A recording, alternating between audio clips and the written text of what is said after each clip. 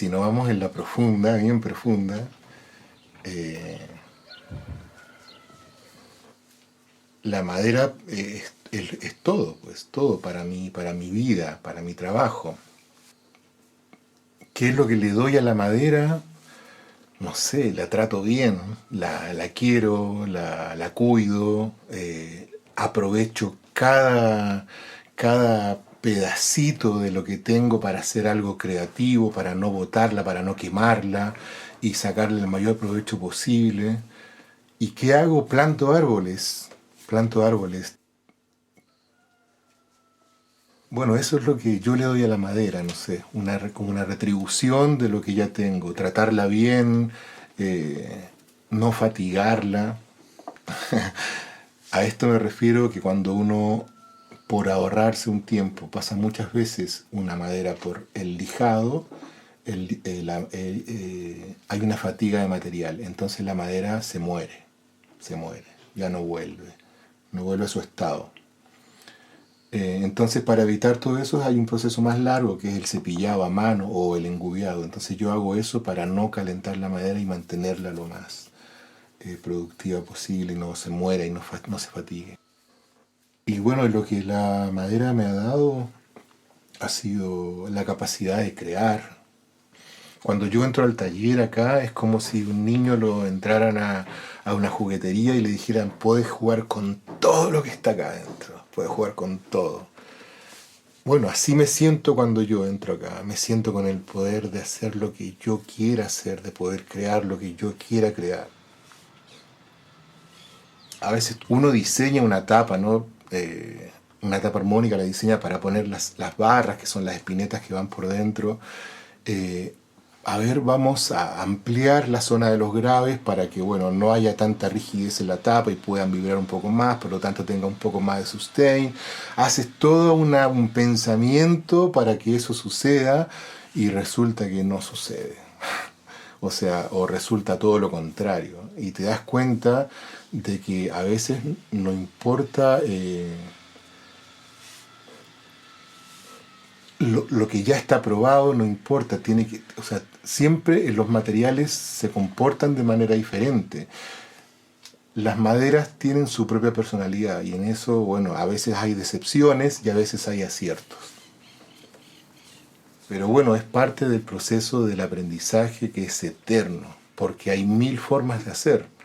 Entonces dentro de esas 1.800.000.000 formas de hacer, porque cada uno somos diferentes y cada material también es diferente, porque es un material que estuvo vivo, que creció de una manera, que creció en un clima diferente, entonces es súper abstracto todo lo que puede pasar dentro de una misma técnica para una misma madera.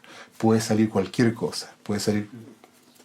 O sea, he hecho la prueba de tomar un trozo de cedro, partirlo en dos cuerpos de charango, la tapa armónica, la mitad, uno para cada uno, así todo la misma madera y son instrumentos totalmente diferentes en cuanto a personalidad, en cuanto a presencia, a todo lo técnico.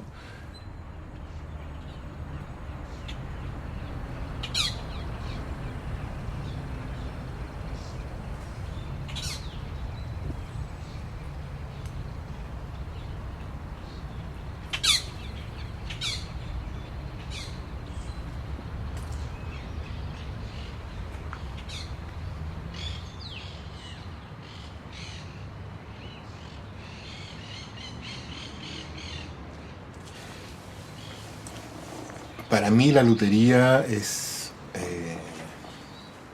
fue un amor a primera vista, así un amor muy intenso, pero así muy intenso.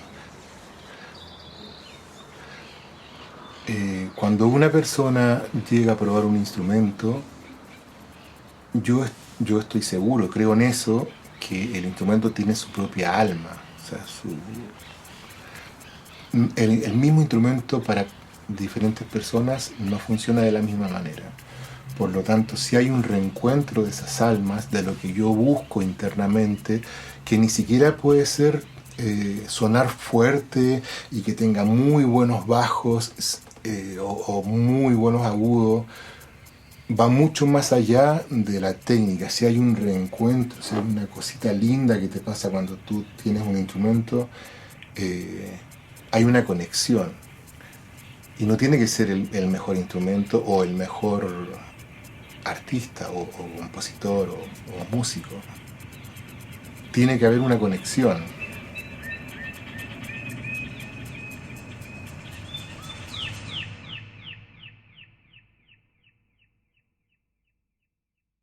La mayoría de las veces, eh, o casi siempre, digamos, el instrumento va cargado con una energía, que yo creo mucho en esa energía.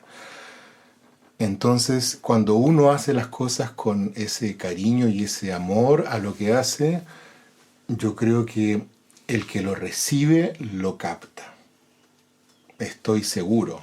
O sea, no es lo mismo ir a comprar un instrumento y que te lo bajen de ahí y no sabes que lo hizo, no sabe cómo lo hicieron, que el instrumento, que el luthier, que la persona que lo hizo te lo entrega.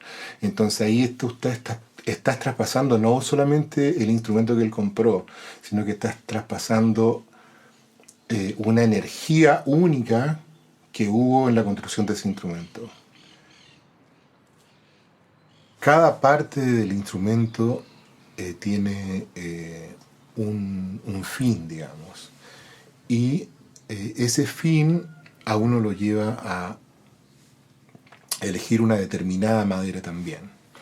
Como en el caso de la tapa armónica, por ejemplo, siempre se usan algo que ya viene probado desde hace siglos, que es el pino abeto, que puede ser de Europa, puede ser de América del Norte, porque crece en lugares fríos, por una veta más chica, bueno, cosas técnicas así.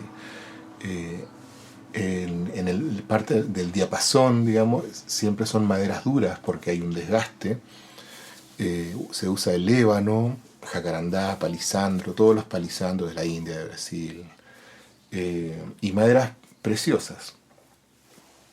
Eh, bueno, eso con respecto a la construcción, pero yo pienso que el instrumento en sí está hecho de experiencia, de, de sueños, de amor, de paciencia, de técnica y de mucha energía, de mucha energía. Eh, que a veces eh, me ha tocado no tener la energía para hacer algo, para hacer un instrumento, y sí la energía para otras cosas, como para hacer aseo, por ejemplo, porque no quiero, no me siento capacitado para sentarme a trabajar en algo tan importante.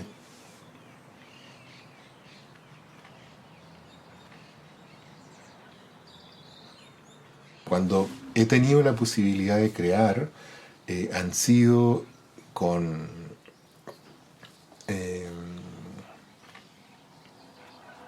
con consejos, digamos, de músicos que lo han pedido, un instrumento en especial, como Osvaldo Torres, por ejemplo, uno de los creadores del grupo Iyapu, uno de los fundadores, perdón, me pidió un instrumento que él pensaba más o menos y que yo desarrollara toda la parte estética y la parte técnica, que él lo quería más o menos así, y bueno, a través de muchos dibujos y muchos idas y vueltas, llegamos a un instrumento especial que se llama ajayu, que significa espíritu en lengua aymara.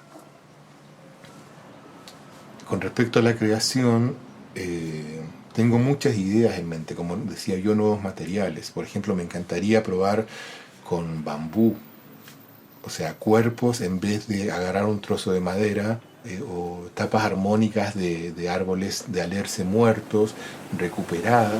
Y esa es una madera de óptima calidad en cuanto a acústica y en cuanto a estética también. Y en cuanto al valor también que tiene la madera como tal.